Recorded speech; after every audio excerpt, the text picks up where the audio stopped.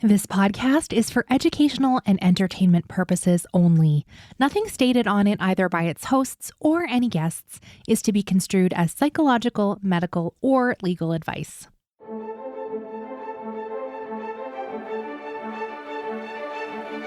You're listening to Adoptees On, the podcast where adoptees discuss the adoption experience. I'm Haley Radke. Today's guest is actor, director, playwright, and podcaster Lanise Antoine Shelley. Lanise shares about being adopted from a Haitian orphanage at age 4 by her single white adoptive mother, and how exploring the impact of adoption over the last 3 years has challenged her connections with her adoptive family. Lanise also tells us about when she realized that her removal from Haiti left a huge hole for her entire biological family that was left behind, including her mother and father. I also want to mention that in today's episode, we discuss a suicide attempt. Before we get started, I want to personally invite you to join our Patreon adoptee community today over on adopteeson.com/community, which helps support you and the show to support more adoptees around the world. We wrap up with some recommended resources, and as always, links to everything we'll be talking about today are on the website adopteeson.com. Let's listen in. I am so pleased to welcome to Adoptees On, Lanise Antoine Shelley. Welcome, Lanise. Thanks for having me, Haley.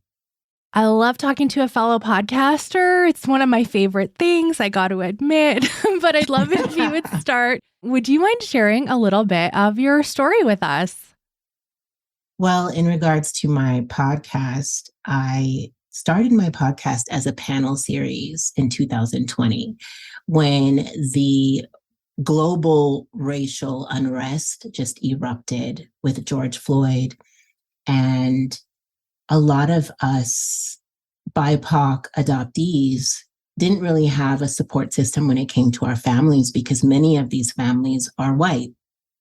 And so I launched a panel series that focused on identity, race, family, and these kinds of conversations and how to have these kinds of very complex, challenging conversations with those that are in our inner circle.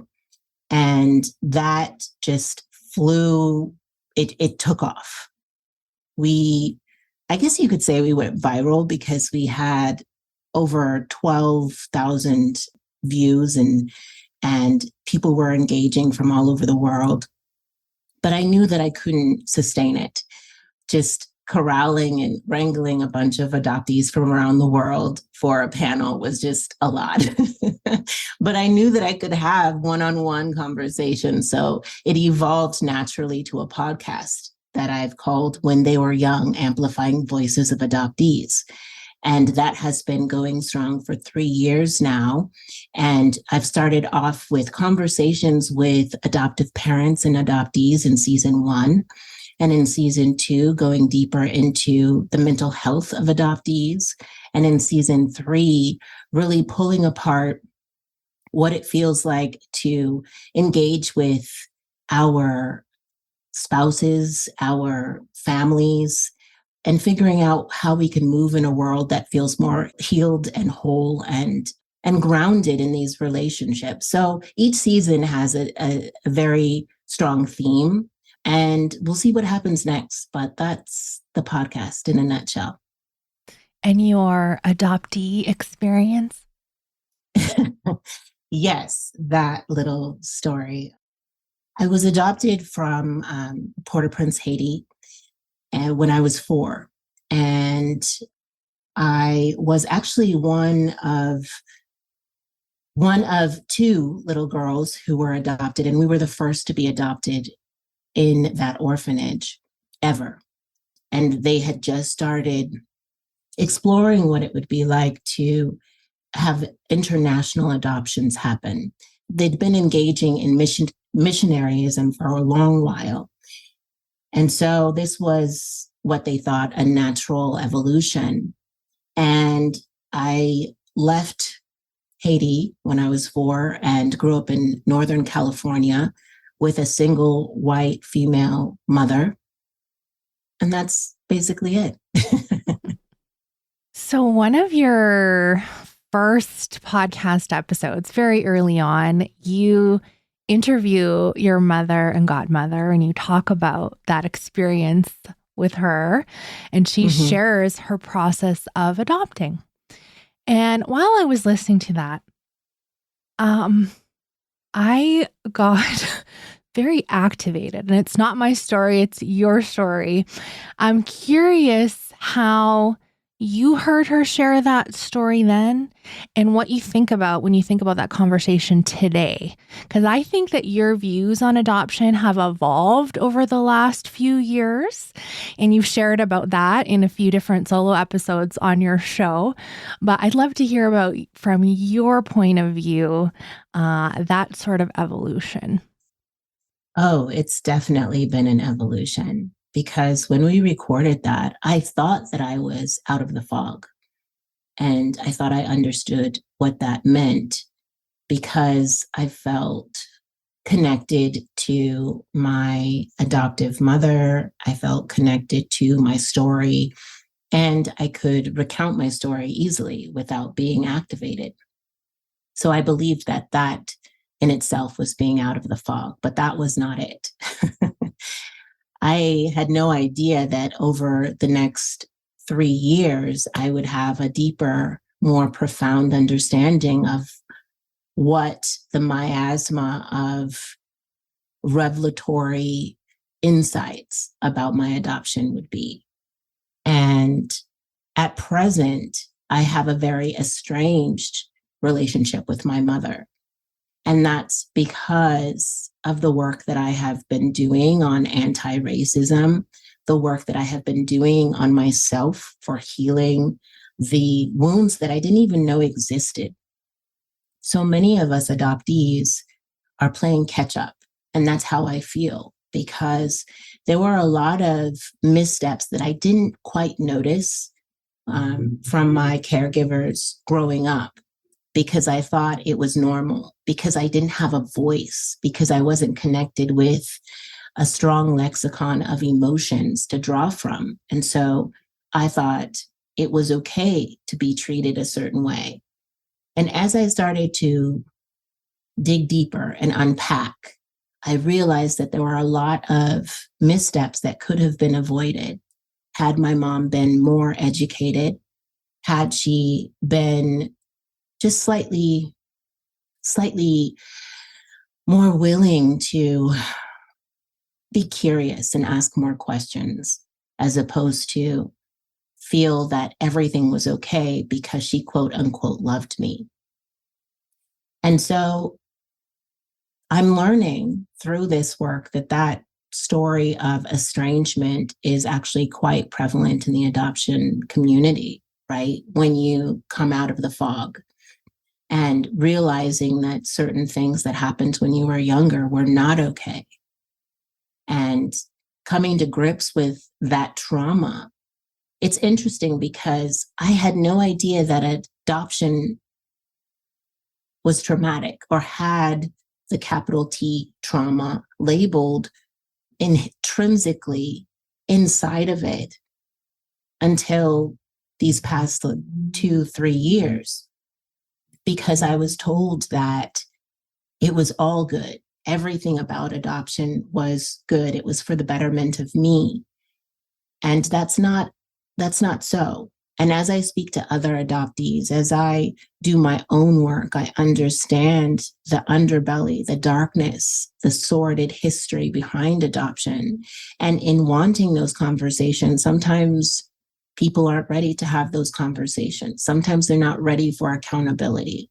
Sometimes they're not ready to come to grips with the fact that they did not protect you. And I know I'm being vague right now.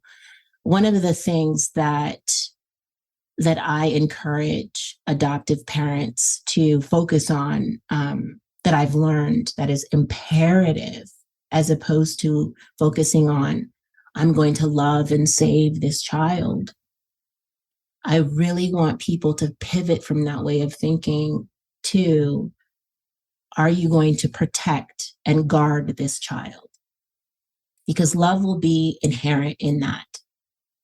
But there is this sense of saviorism that is attached to love, the sense of indebtedness. I'm sure you've heard many adoptees talk about that. But I encourage adoptive parents, and my adoptive mother, who did not protect me in a variety of ways. And even as an adult, I have identified ways in which she fell short of that guardianship. And understanding that there are these invisible parameters that adoptees have to negotiate and navigate all the time.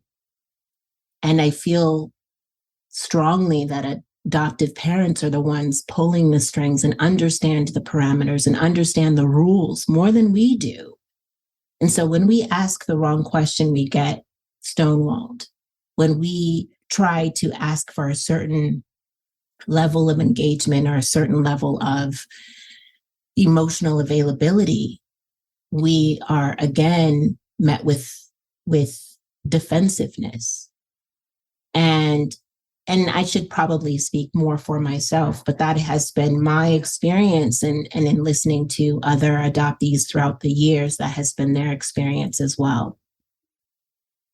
I also am estranged from my adoptive parents. And I absolutely agree. It's so common in our community. And it's like the more healing work we do, the more learning we have to do about the atrocities committed in family separation, we're sort of moving forward. And if they are not willing to go there and learn those same lessons, the gap just widens into a chasm. You know, it seems insurmountable sometimes unless they're willing to start getting in there and doing the work. Yeah. Yeah. Thank you for sharing that. I think I had made some inferences based on some of the things that you had shared in your show, that I thought that may be the case. I don't want to just go in at your adoptive mother. I'll just say, there's so much of this. I also grew up in an evangelical church. So there's so much of the colonial mindset when you're talking about missionary work in a foreign country and wanting to save these orphans. And you had a family, you had living parents. And so can you talk a little bit about your experience going back to Haiti when you were 13? And when did you come to understand that maybe my family actually didn't realize the implications that adoption would have? Were they hoodwinked in some way? What's the story there? If you would unpack that. Well, I grew up Presbyterian. Okay. Yeah. So I get it, in a very conservative Presbyterian household. And you're right. My family was to some extent hoodwinked because in these developing countries, their idea, their understanding of adoption is different from ours. And a lot of these families who either relinquish their children or their children are abducted, because that happens too, believe that when they turn 18, that they'll come back. And I did not know that that was my mom's expectation until I went back when I was 27. And I had that face-to-face that every adoptee dreams of with my mother. And I was just keening, on my knees, bawling, why, what led you to this, to relinquishing me? Because I have 3 biological siblings who grew up in Haiti, who grew up with my mother and with my family and in the orphanage. So that's a whole nother ballgame, a whole nother layer of complexity, because I didn't realize the depth of my absence until 3 years ago. when I was looking at my little sister's Facebook page, and there were all these photos of me, like it was a shrine. And I realized in that moment that I was being mourned. I had never conceived that that was a possibility. Why would someone mourn me? Who am I? I can barely receive love as it is, you know? And to surpass love to the point of grieving for me was something I had never considered. And so when it comes to realizing the reason behind my adoption, that didn't happen until I was 27. And when it came to me understanding the depth of the impact of my absence, that wasn't until 3 years ago. Did your adoptive mother know you had siblings in the orphanage? She did. And my older brother at the time was in the orphanage with me, but she didn't feel equipped to raise a boy, which I give her props for, because I kind of suck my teeth a little bit when I see a single white person raising a Black man, because that in this environment, it's complex, you know, and understanding the gravity of that is essential. My mom ended up adopting another little girl who was in the orphanage, and she became my sister, and she and I grew up together as sisters in California. And she and I are not close. We have a very contentious relationship, and we always have had, and it came to a head in January. And hearkening back to what you said about the evolution of my podcast, where it starts out very optimistic and somewhat naive, and then it gets real. Towards the very end, in some of my solo episodes, I talk about aloneness and the gravity of that and the idea of belonging. Brene Brown talks about how the antithesis of belonging isn't fitting in. We as adoptees are thought to need to fit in, like we need to be just like the person next to us. And in order to feel a sense of assimilation, a sense of belonging. But it's essential that fitting in is the opposite of belonging. It is when you contort yourself, when you change yourself, essentially. And that's why I don't like the word transracial, because trans meaning erase does not resonate with me. I'm interracially, internationally adopted. There was nothing erased about me. It was, a lot of things have become dormant that I had to awaken in my adulthood, such as my Haitian identity, my culture, my fervor for certain foods and certain music and all of that, those sort of things. But those existed inside of me. And for a long time, I believed that my ancestors didn't come with me, like I was alone, just floating in an abyss by myself. And it's so dire and dark and dreary, right? But that's how I felt, you know? And I feel that a lot of adoptees struggle with aloneness. There is a positivity to solitude. I'm an introvert. I like solitude, but to feel perpetually alone is something different. As an actor, director, playwright, do you feel that your work has been impacted in the last few years as you're coming to unravel this adoptee identity? And as you say, coming out of the fog, some new lingo is coming into adoptee consciousness. How has that impacted your creative and professional work? I think that the work that I've been doing in my healing has definitely permeated in my artistry. I've written a play called Pretended, a take on Adopted, because for a long time I felt that adoption was just pretending. Like we're all just, playing our roles here, right? Like this is an assignment that was given to me. And every once in a while, I'm reminded that we're acting and we all have costumes and makeup, but this is my life. and so I wrote a play, and I am also curious about writing plays for young audiences, because I think it's imperative for us to start to educate and support young adoptees.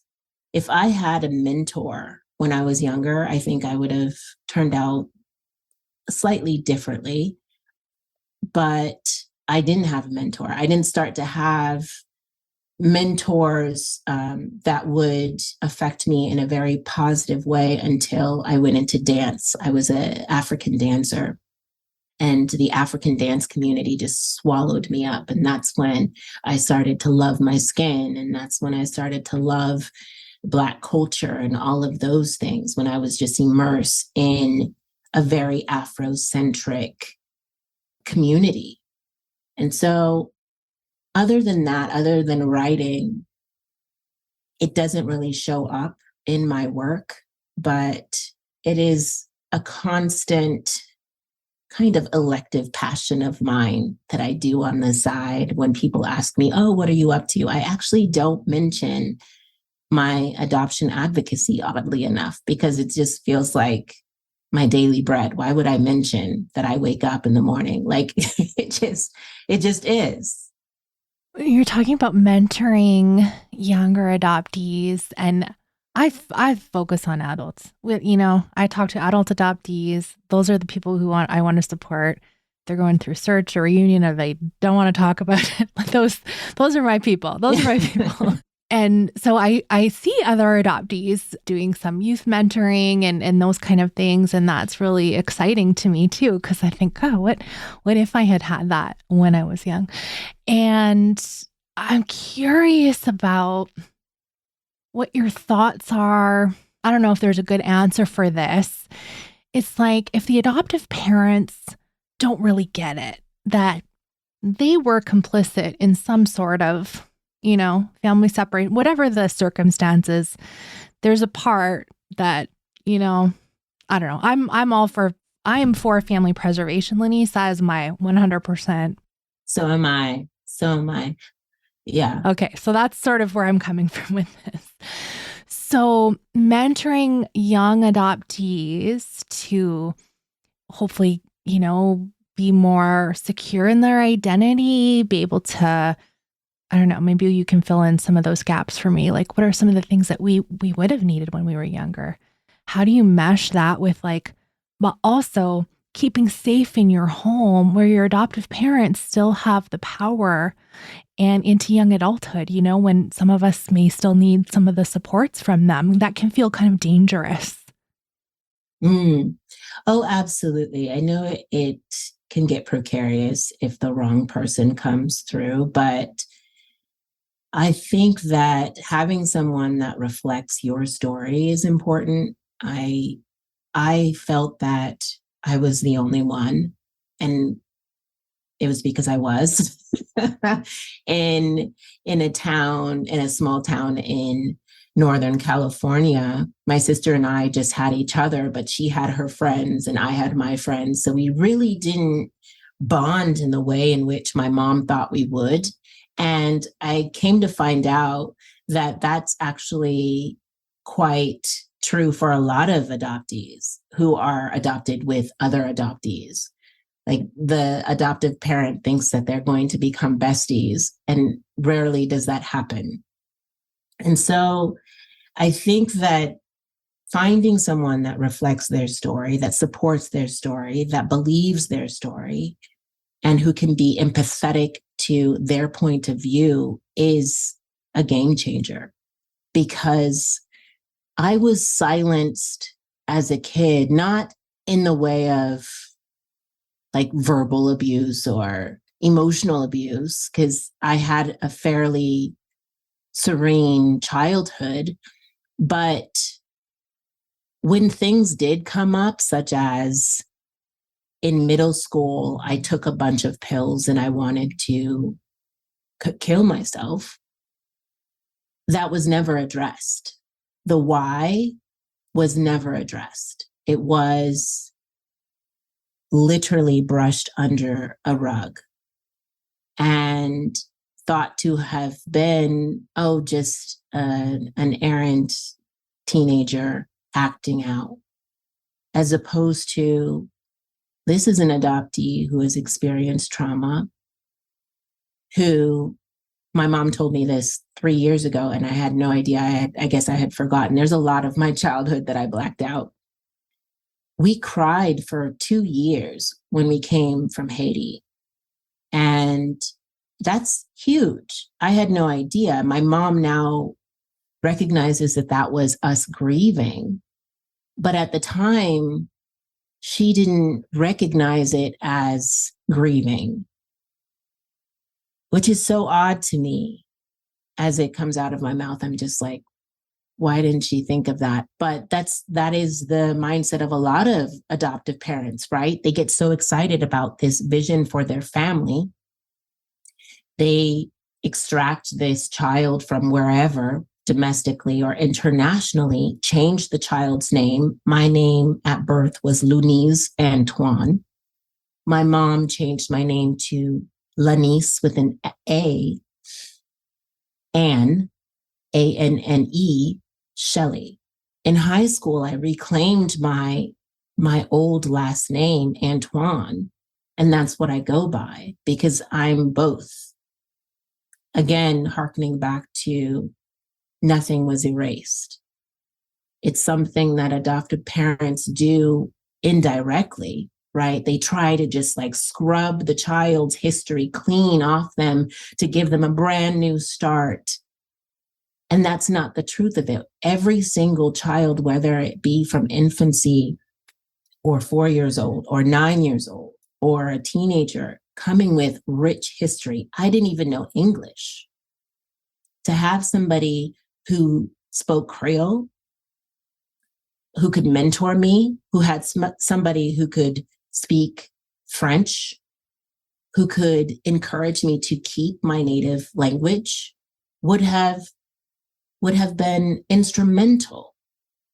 But because we were plopped into a neighborhood where we were the token, where we were the singular oddity, exoticized, we did not want to be ourselves. We wanted to fit in.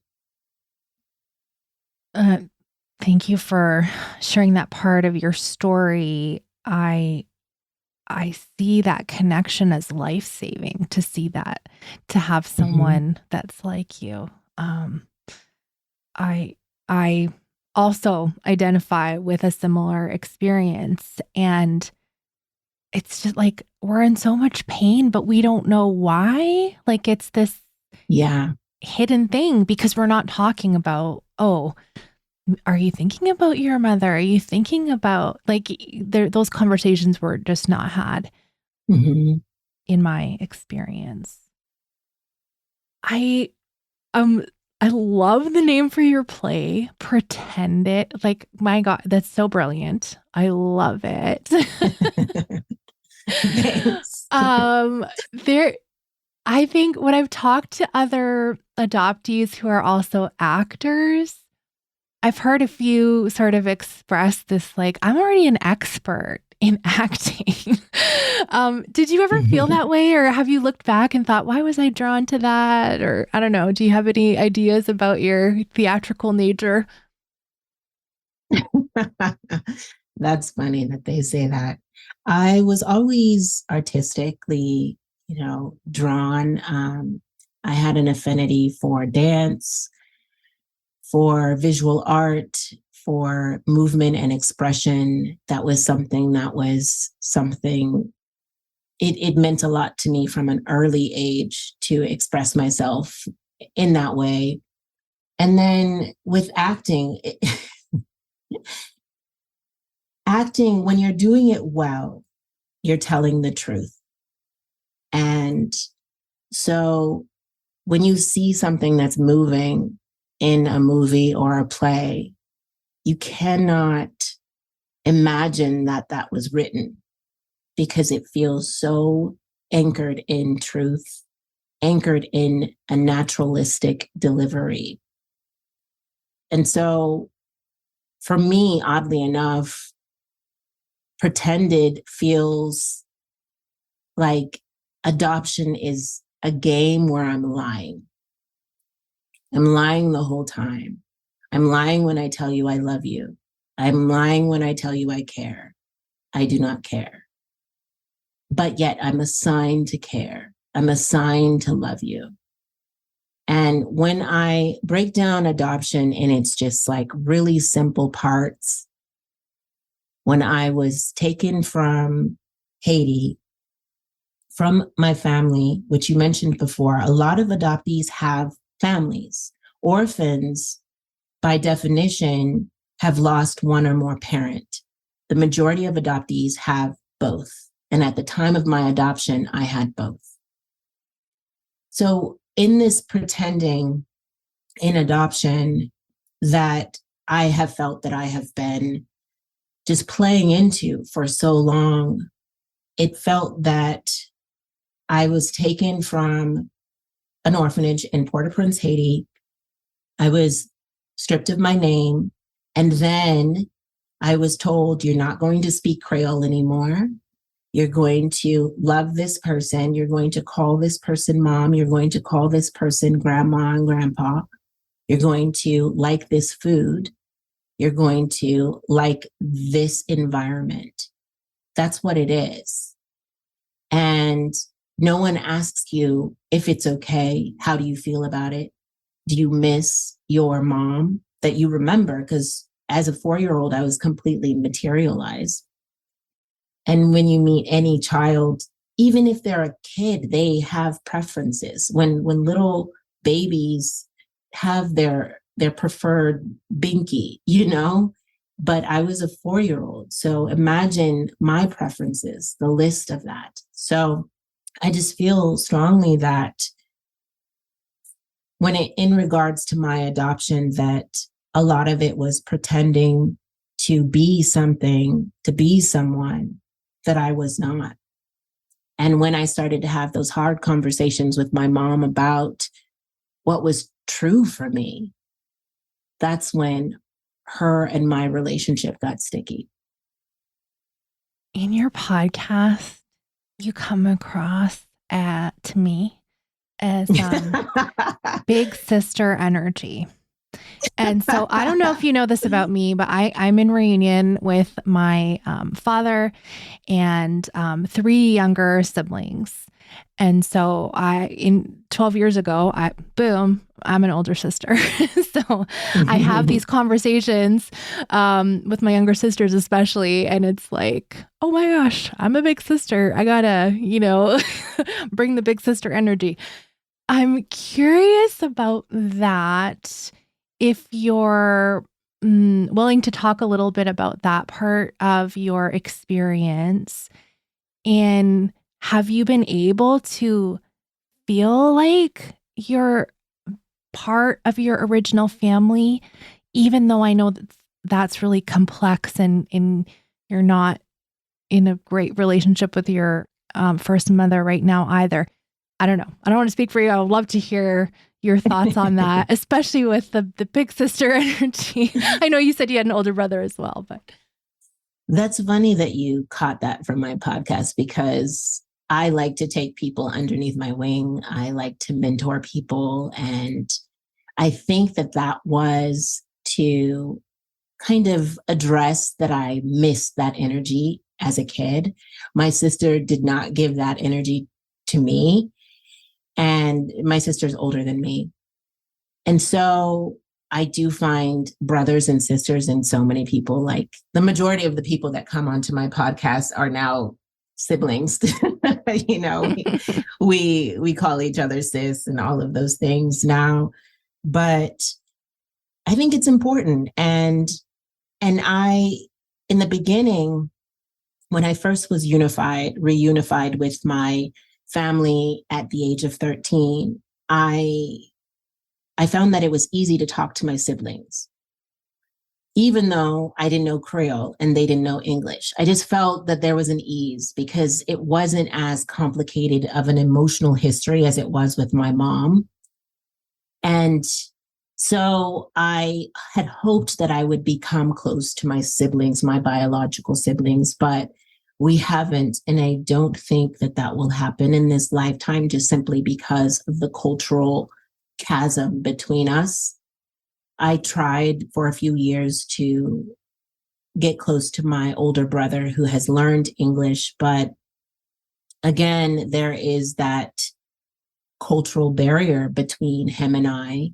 And not to mention the fact that he was left behind. Like, I'm not going to understand the complexity of his healing process, of being left in an orphanage and watching his little sister leave forever. Like, that is trauma. I don't know if he's addressed that. I don't know if he knows that even exists within him. But I have to give him grace and give him space to process that however he deems fit. And so it's unfortunate that I don't have in real life true sibling energy. And that's why I seek it in other people.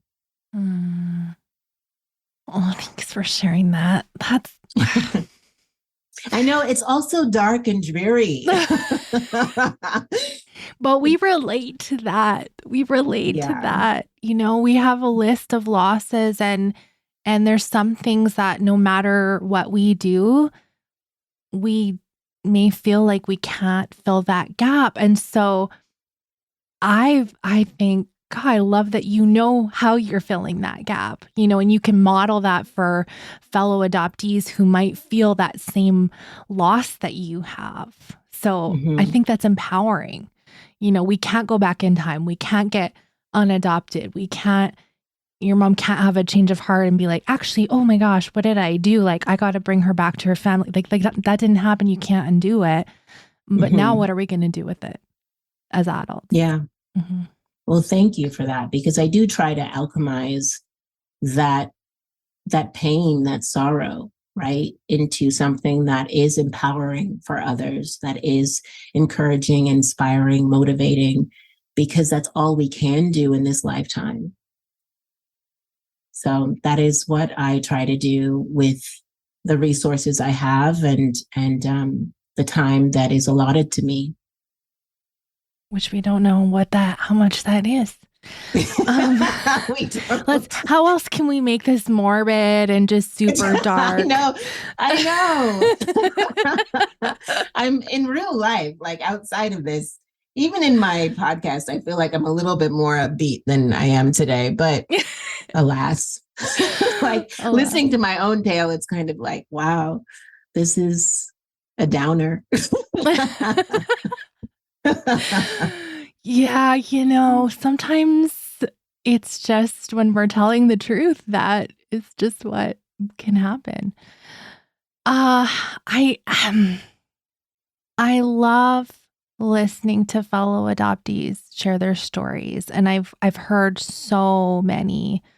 And I think no matter what our circumstances, just saying the things out loud can empower other people to have agency over their own stories and decide whether or not they want to share them publicly.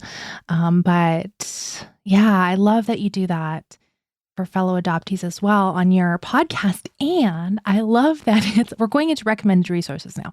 I should have said that. Okay. I love that you have left up your process. I remember interviewing another adoptee years and years ago, and she's like, my first few blog posts are so cringy because they come off as so grateful and adoption is the best and blah, blah, blah. And then, she came out of the fog and started to write more and more critically about adoption. And I think I love that you can follow your progress through your interviews, through the different kinds of conversations you have through the last few seasons. And I think it's really special because I think you're bringing your listeners along on that journey I was going to say in real time, but you know what I mean. So well, thank you for that. Your podcast is called When They Were Young, Amplifying Voices of Adoptees. Can you tell us about why you chose the name When They Were Young? Well, I wanted something catchy and I wanted something to reference to adults talking about their past. And so When They Were Young, Amplifying Voices of Adoptees is the opportunity, the platform for adult adoptees to delve into, dissect, and heal what they did not understand when they were young. And so that is the premise, that is the goal, that is what I seek in each episode, is to identify within myself, because I am learning. You're right. You do kind of watch in real time my evolution in the fog, out of the fog, through the fog, all of it. And I think it's essential. I think it's expansive for people because adoptees, again, do not get to witness a lot of that unfolding and a lot of those conversations for fear of the reaction from their adoptive parents, for fear of being face to face with their shame that has become so ingrained that they didn't even know existed within them. And so I just wanted to create a platform where we can reclaim our voices as I reclaimed my voice, reclaimed my name, my identity, and redefined what it is for me to exist as an interracial adoptee. I think it's really powerful. I've already said, I think it's so important to have these conversations and elevate the adopted person's voice, which is what I'm doing as well. And I love your solo episodes. I really enjoyed your conversation with Patrick Armstrong in particular. Yeah. Again, fellow podcasters. So if folks want to start, is there one or two episodes that you would point them to as like a good first touch point for them to get to know you a little better, or the show? That's putting you on the spot, I know, because listen, all our episodes are our babies. I know. I'm like, what? Yeah, pick a favorite, Lanise. Let's go. What episode? Okay. I would say start with any of the most recent 5. Okay. Because there's such a wide array of adoption stories of resilience, stories of healing. And what I do on the podcast is not just talk about their stories, but I make sure that we frame their triumphs as well. Like a lot of the people, all of the people that come onto the podcast are writing books. They're launching podcasts. They're doing such excellent work in the world. And I want to make sure that we adoptees aren't just our stories. We're so much more. We're doing all of these amazing things. And that's why your podcast is so great too, because you highlight all of the triumphs of adoptees as well. And that is essential because our stories, yes, they are sad. There's some sad elements to them, but we have survived them. We have survived that story. And that needs to be noted as well. So for listeners out there, start with the first 5 episodes. If you want just a little sip, try the solo episodes. Those are just one-on-one between you and myself. A lot of musings, a lot of books that I've read that have resonated with me that I want to share with the listeners. I'm constantly learning, constantly sharing what I learn, and I get very excited to share what other adoptees are doing. So that's why I'm here. Amazing. We're kindred spirits and you didn't even know it. I know. Lanise, what did you want to recommend to us today? I would recommend following Tony Neighbors, Tony Tony, Neighbors Nabors at Racial Equity Insights. He just has some really strong insights on what it means to be anti-racist, what it means to be an ally. These are all kind of buzzwords right now floating around in the adoption community, words that I've used, but he breaks them down in respect of what supremacy has done to adoption, what is doing to adoption, and how we can dismantle a lot of the supremacist mindset behind adoption that's keeping it prevalent, that's keeping it boisterous, that's making sure the industry of adoption stays lucrative. And as we mentioned before, we're about the preservation of families. And that is the cure for adoption, is the preservation of families. So understanding the history behind adoption, and also a documentary that people should watch is One Child Nation on Amazon Prime. That is amazing. It is about the one child mandate in, I believe, the 1980s or the 1970s in China. And that is what launched the influx of Chinese adoptees. And the suburbanites here in America didn't know that the reason why all of these babies were available was because they were being abducted, essentially.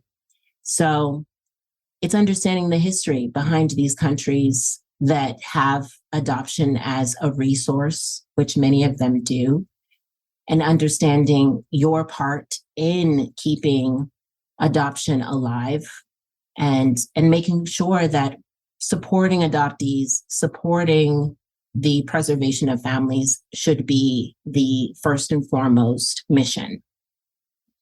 Definitely. And I listened to one of the guest spots you just had on Unraveling Adoption, where you talk about how to be anti-racist within adoptive families. So I'll link to that in the show notes as well, which totally goes along with what you're telling us about Tony. Thank you so much, Lanise. It has been a pleasure talking with you. Where can folks connect with you online and find your show, When They Were Young? Thank you so much, Haley. They can find When They Were Young on just about every platform: Spotify, Pandora, iTunes. And if they rate and review, that would be amazing. But you can also go to my website and engage with me on Instagram at Young Adoptee or Lantoinez, and I will get back to you as soon as possible. Perfect. Thank you.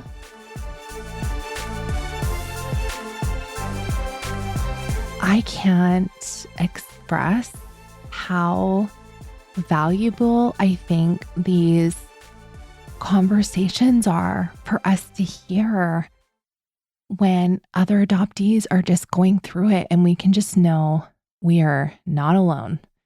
That is one of the main reasons that this show continues to exist, is because I just want you to know that you're not alone. I have really loved getting to know so many of the people I've had on the show, and it's a real privilege to be able to bring them to you. And if you're looking for adoptee friendships and community, we have some really great spaces that you can hang together with fellow adoptees. For Patreon supporters, adopteeson.com/community. And if you're looking for a support group in your area, you can always go to Adoptees Connect and just Google Adoptees Connect. There are so many groups around North America, and I know that they're expanding beyond as well. So if you want to get your in-person connections, I think it's just so valuable. So I'd love to have you join us at one of our upcoming events in October 2023. If you're listening when this episode is released, we have an Ask an Adoptee Therapist live Zoom call with Marta Sierra. And we also have a book club event with Nicole Chung, and we would love to have you join us. So you can find out about both of those at adopteeson.com/community. There are links to Patreon and all the events we have going on the website.